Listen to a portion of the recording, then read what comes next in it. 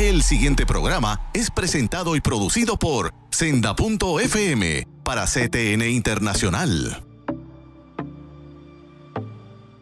Buenas, bienvenido nuevamente a tu programa Derecho y Palabra, como siempre trayéndote temas y perspectivas que tú no vas a escuchar en los medios seculares. Hoy nos acompaña un compañero de lucha desde el 2002, el licenciado Carlos Pérez Sierra, a quien yo denomino el papá de los homeschoolers.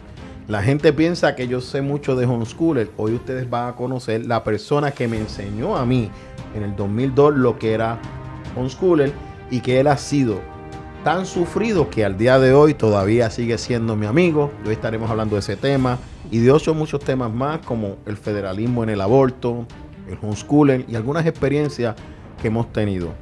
No te vayas, quiero que lo conozcas, que escuches y si es necesario que tomes nota, porque estamos hablando con una persona que lleva más de 30 años en la lucha conservadora en Puerto Rico. No te vayas, volvemos en breve.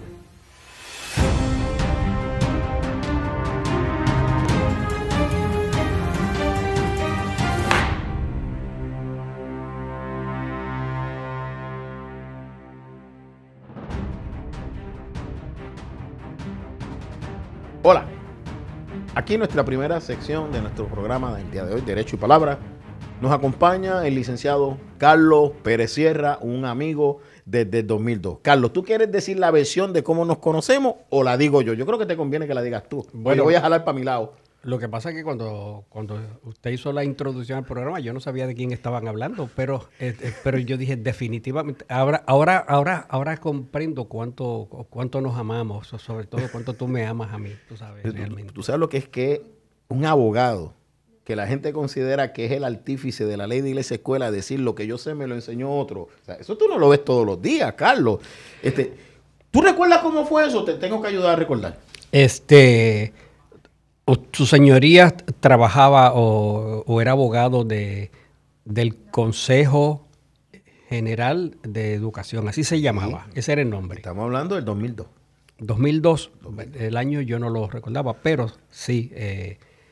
Y para entonces, pues, se hablaba de que el Consejo tenía que estar pendiente a cómo discurría la educación y darle un imprimatur de que esto está bien y que esto debe estar incluido. Y ahí sufrió un grande reto, primero en la década de los 90, con las iglesias escuelas y con el homeschooling. Y luego en el 99, que se crea el consejo dándole unos poderes de licenciamiento, que tú sabes lo que eso significa. O sea, eso pasa al 99. Sí, yo estuve allí en la gesta de las iglesias escuelas en la década de los 90. Yo estaba en los que pensaban que las iglesias escuelas eran iglesias de marquesinas, pero me eduqué, dije, no son escuelas de marquesinas, son escuelas serias. Han sido una gran bendición para este país y para los que se han graduado de las mismas, pueden dar fe de ello. Y fue una experiencia buenísima.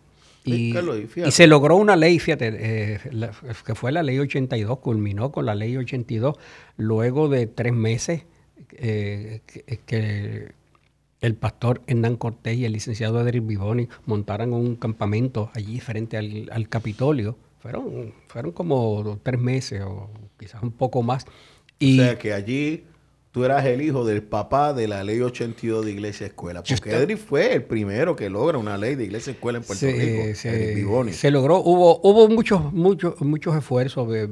Vino el licenciado Gibbs de Estados Unidos. Vino Mike Smith, que era el vicepresidente de Homeschool Legal Defense Association. En respaldo de ese tipo de ley, ¿verdad? Y otros sectores. Y ya para la sazón, pues ya yo estaba representando a los homeschoolers que ya estaban empezando a tener problemas como una cuestión emergente. Pero fíjate que a veces los problemas... O sea, desde que tú empiezas, y esto es importante decirlo, porque yo te voy a hacer una pregunta en el cierre de esta parte, ya tú estabas ligando en homeschooler con la iglesia escuela.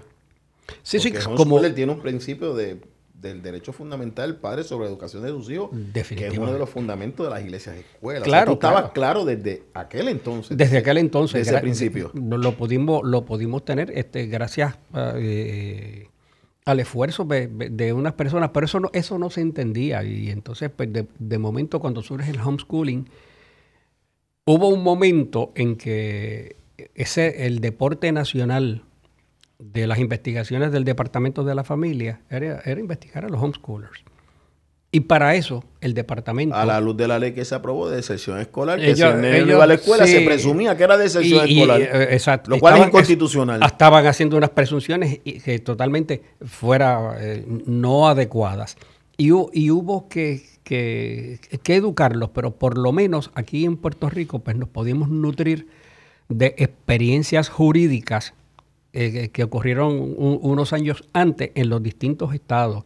Yo tuve la fortuna de poderme relacionar con el Homeschool Legal Defense Association, que se estableció en el 83 o por ahí, 84 en los Estados Unidos, que lo fundó Michael Farris, que se acaba de retirar de Alliance Defending Freedom. Sí. Y Mike Smith. Nos recuerda que llegará nuestro momento de retiro también. Ese es el problema. Los dos Mike ahora se fueron. Ahora yo no había conocido el Homeschool Legal Defense sin esas personas que ahora se están retirando. Así que nos llegará el momento a nosotros también retirarnos. Pero qué bueno que hay unas personas que están llegando. Pero lo más importante y lo más interesante cuando yo digo que era el deporte nacional del Departamento de la Familia, cualquier querella, porque fulano está haciendo homeschooler, ellos se sentían con la autoridad no de investigar, porque de investigar pues la ley le da derecho a investigar. El problema no es tanto investigar, es qué parámetros tú determinas que puedes investigar y se entendían como autoridad para eso. Yo recuerdo que en esa dinámica se presentó un proyecto, presidía la Comisión de Educación en la Cámara de Representantes, el representante García Cabán, que era para incluso decirle a los homeschoolers los libros que iban a utilizar y los currículos. Y yo te recuerdo que yo llego en representación del consejo y nos encontramos en un pasillo y no entramos a la vista, estuvimos 1 hora y pico hablando en el pasillo nuestros diferentes conceptos de homeschooler. Y si tú haces memoria, lo que provoca que el proyecto no se apruebe es que a través del consejo se llega la información, que no podemos decir cómo llegó, de que era que había un contratista que ya tenía los libros preparados para venderlos y se iba a hacer de dinero, y el representante García Cabán inmediatamente bajó un informe negativo. El consejo decide no regular, y yo creo que ahí empieza, Carlos, desde mi recuerdo, en el 2002 empieza a cambiar el concepto de homeschooler, porque habían 3 casos de homeschooler en la Universidad de Puerto Rico que no los querían aceptar cuando antes los aceptaban, por eso que tú estás diciendo. Y el consejo donde tú participas, y había una abogada cuyo nombre no recuerdo, que era Mamá Homeschooling, y se llega, esto me lo recordaste tú hace poco, a un convenio con el departamento, con la Universidad de Puerto Rico y el consejo, que nosotros no íbamos a regular los homeschoolers y que ellos, con los exámenes de equivalencia al College Board, determinaban las admisiones. Tú estuviste envuelto en eso.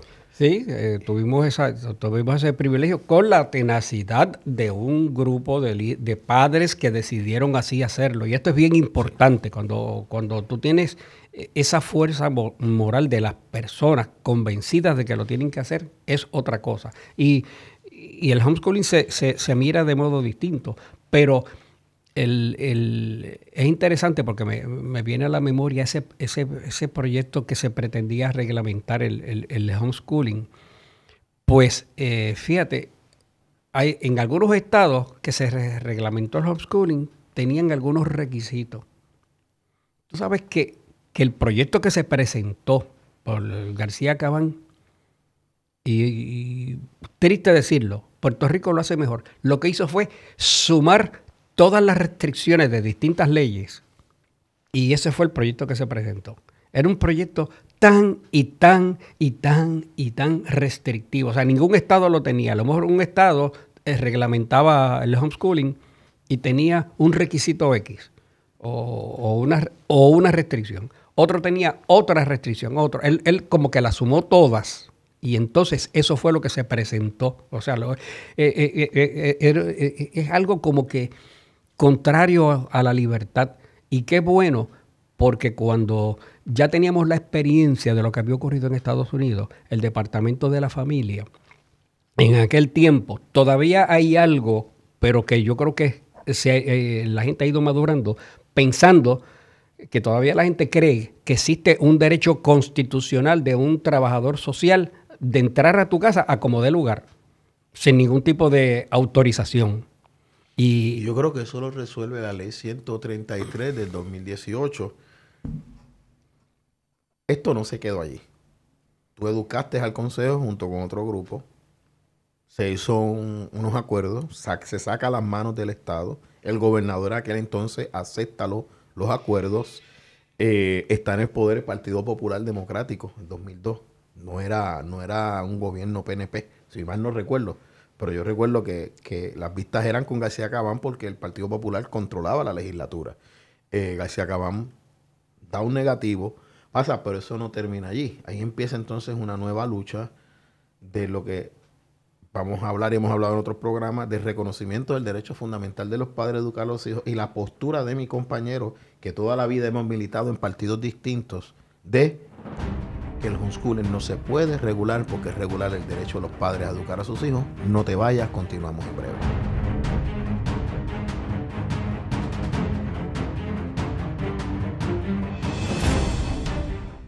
Busca CTNI en YouTube y sé uno de los miles que se han suscrito para disfrutar on demand de la gran variedad de programas diseñados para ti. Suscríbete al canal de YouTube de CTN Internacional. La mayor selección de música cristiana.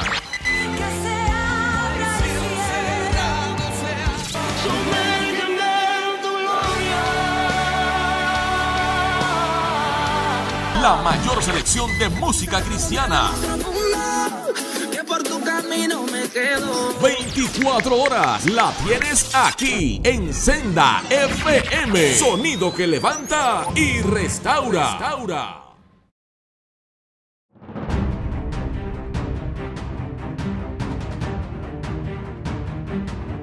Bienvenido nuevamente a esta segunda sección de tu programa Derecho y Palabra, donde realmente se ha convertido en un diálogo con un viejo amigo que nunca ha militado en mi partido político, siempre ha militado en otro. Él se lo pierde, ¿verdad? Pero Dios sabe lo que hace. O un viejo amigo y también un amigo viejo, ¿verdad? Un amigo viejo, sí, porque dije que era mi papá, ya yo no soy un niño, ¿entiendes? Pero queríamos que ustedes escucharan un poquito de la historia. O sea, le hemos dado resumida, oiga, pero esto conllevó litigación en los tribunales.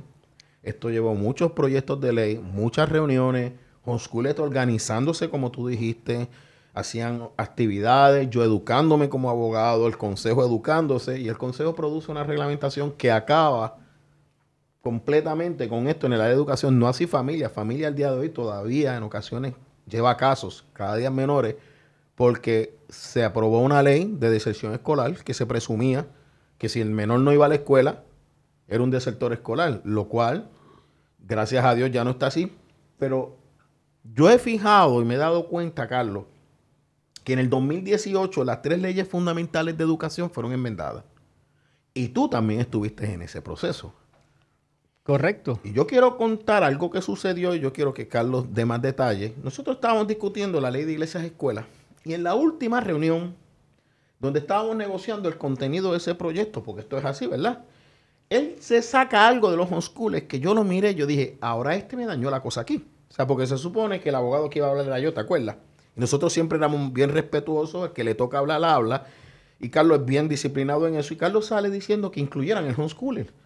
Y yo, soldado de fila, digo, bueno, yo no voy a tirarle a mi compañero. Él es inteligente, sabe lo que está hablando, pero yo no lo entiendo. Eso no es. Y te aceptaron la enmienda. Pasó Cámara, pasó Senado y pasó Fortaleza. Cuando yo leo la ley completa, yo digo, ¡wow! Lo que Carlos ha conseguido aquí se convirtió, y voy a dejar que tú lo digas, en algo que no había pasado nunca en todos los Estados Unidos, y Puerto Rico es el pionero. Carlos, yo te cedo los topos, ya yo la dije a mi manera. Yo dije que yo pensaba que tú estabas diciendo un disparate y respeté. Sí, y realmente no es un disparate. Es que como las iglesias escuela, por lo menos en el momento en que se legisló, resultaba ser un concepto atípico a lo que se hablaba de instituciones escolares. Se hablaba de las instituciones educativas públicas, se hablaba de las privadas, incluso muchas de ellas denominacionales.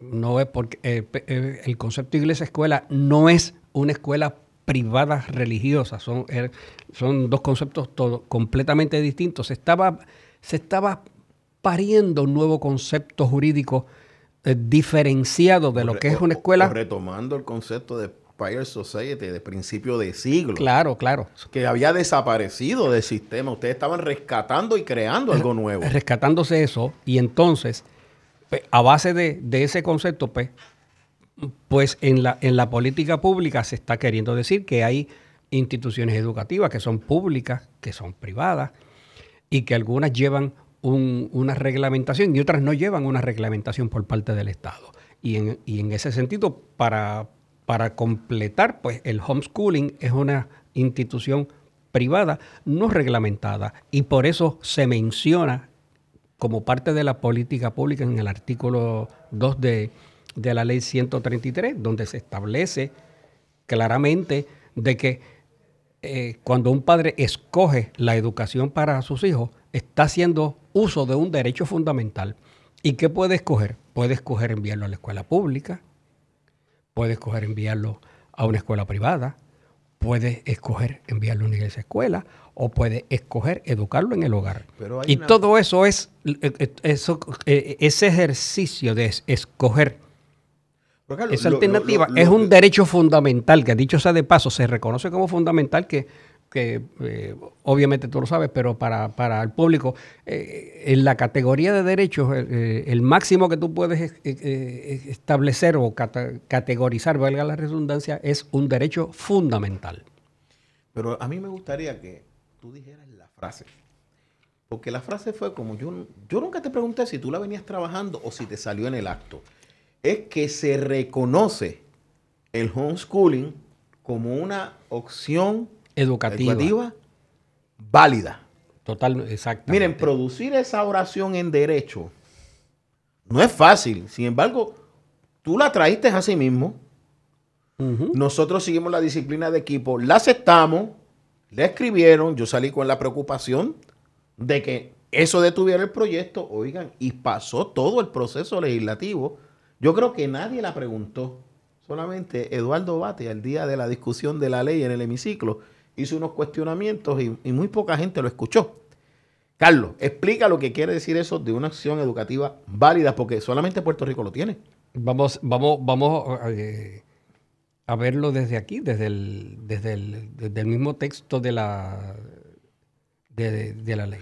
Yo estoy aquí en otra ley distinta. No, y en lo que Carlos le encuentra también, se dice en esa ley que a los homeschoolers no se le puede negar ninguna ayuda educativa que se le da a cualquier institución educativa, ya sea privada o pública. O sea, tienen derecho a las mismas ayudas como si estuvieran en una institución. Ese es el alcance que se retoma lo que era la educación en los Estados Unidos a principios de la Constitución de los Estados Unidos de América. O sea, estamos hablando casi de 200 años que se retoman, porque antes quien educaba a los niños eran los padres y la iglesia, y nadie cuestionaba la autoridad que tenía un padre de educar a su hijo en su casa. Eso no se cuestionaba. Eso no se... así fue. Te remontaste a Pierce versus Society. Sí, lo estoy estudiando. Es como en la década del 1920, antes no había casos sobre esto, porque nadie cuestionaba cómo se educaban a los hijos. A propósito, ahora, si bien que lo menciona, quizás no por jerarquía, pero para aclarar un concepto que a veces desesperadamente se recurre. A veces la primera crítica que se le quiere hacer al homeschooling es la cuestión de la socialización. Eso es bien fácil contestar. Cuando se crearon las escuelas públicas, no había una razón de que era porque había que socializar, hacer que los niños socializaran. Esa no fue la razón para la creación de las escuelas públicas. Por lo tanto, decir ahora que entonces que la institución provee socialización, en realidad eso es debatible, si está proveyendo socialización o si está deteniendo socialización. La sociedad, casi todas las fuentes convergen de que la familia es la base, el núcleo de la sociedad. De la sociedad. Casi todo el mundo converge con eso. ¿Y cómo tú me vas a decir a mí que entonces un homeschooler que está recibiendo educación desde la base de la sociedad, que es la familia, es algo antisocial? Ese niño cuando habla, ¿a quién imita? Imita a sus padres. Así que un homeschooler, cuando tú lo llevas hablando, te habla parecido a lo que aprende de sus padres.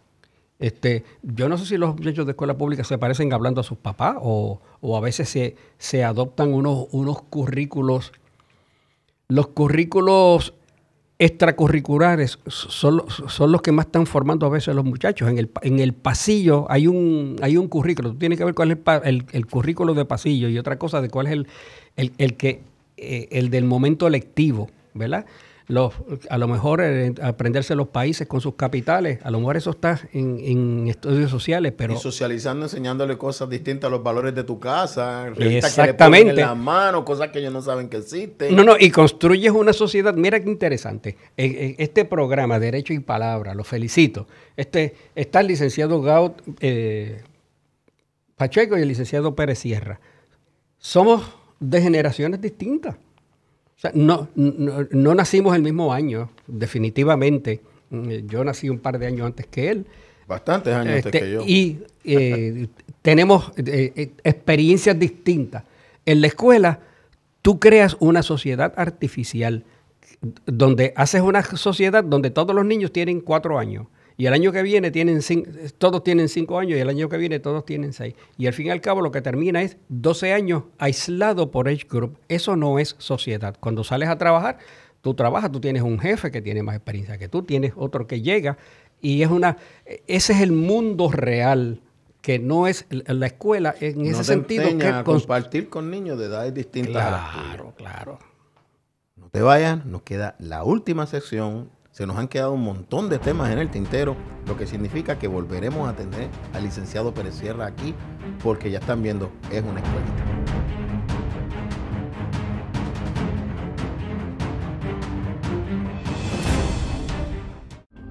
Para evitar la propagación y el contagio del COVID-19, debemos seguir los protocolos establecidos. Debemos continuar lavándonos las manos con agua y jabón durante 20 segundos.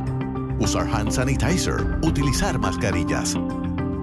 Guardar por lo menos 6 pies de distancia entre personas. Sanitizar superficies regularmente, además de los zapatos y accesorios.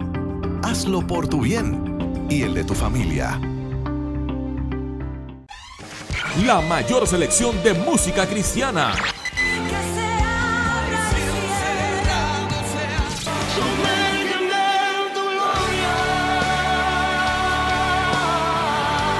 La mayor selección de música cristiana. 24 horas la tienes aquí en Senda FM. Sonido que levanta y restaura.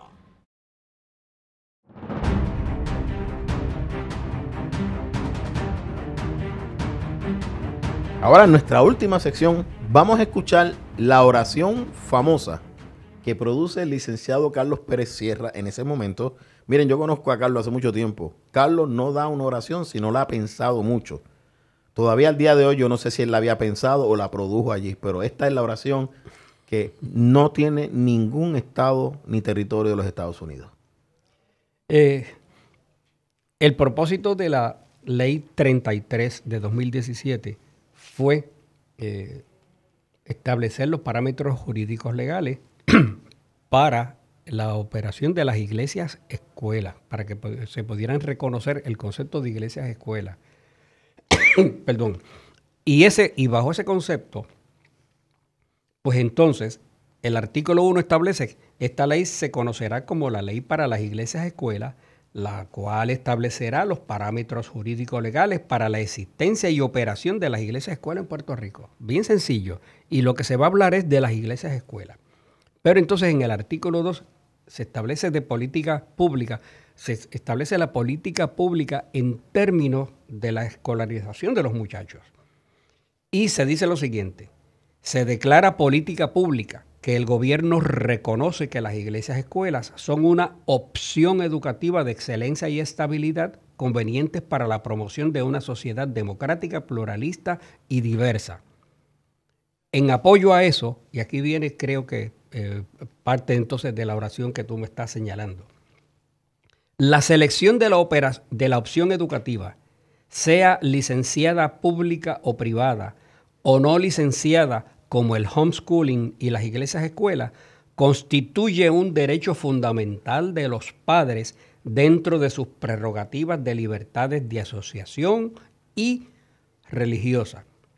En cuanto a estos, el Estado no podrá discriminar en la erogación de fondos públicos u otras áreas de servicio que vayan dirigidas a los estudiantes. Eso es totalmente balanceado y justo, o sea que aunque no estábamos pensando en homeschooling, pero había que incluirlo como una posible opción educativa en ese momento. Pero el que establezca el apellido de fundamental, pues es un reconocimiento explícito legislativo de esa categoría de derecho. En ese sentido, pues yo creo que se hizo un avance. No sé de ninguna legislación que sea así de generosa para el homeschooling, estableciéndolo como un derecho fundamental del ejercicio de los padres. O sea, que realmente es verdaderamente elemental, justo y sentando la tónica para este concepto de lo que establece la iglesia escuela. Que dicho sea de paso, esto es el 2017, ya las iglesias escuelas existían y estaba la ley 82. Lo que se entendió prudente fue, por distintas razones que en otro momento se pueden discutir, de cambiar la ley de iglesias escuelas, y por lo tanto se derogó la anterior para establecer esta, pero ya era un concepto desde el 1994, 95. 2002.